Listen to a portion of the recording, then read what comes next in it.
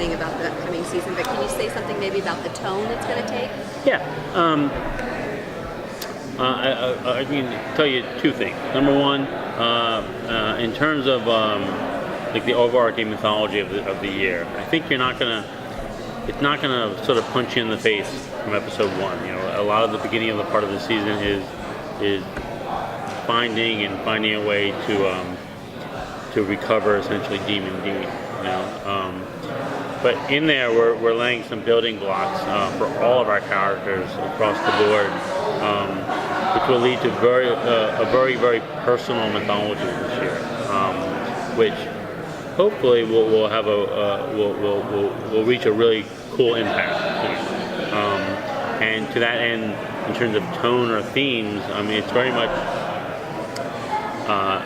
in our minds. Last season was a lot of these guys being confronted with new versions of themselves. If you think about, everyone sort of had the mark of Cain, the angel possessing Sam, Cass was a human, and everyone's sort of being confronted with what kind of person do I want to be. This season, it's much more stark in that I am who I am, and that may lead to very uncomfortable results. I mean, good and bad. Everyone's going to be forced into a corner a little bit this year. We've had a lot of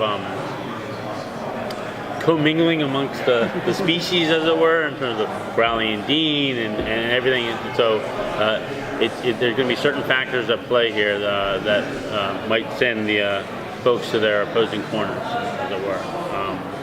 So hopefully it'll be pretty cool.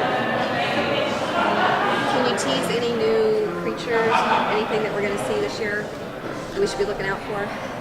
Well, I think you're going to see a variety of returning characters. What I find interesting, you're going to see a couple returning characters that have been spoken about over the years but never seen. And I think that's going to be kind of cool.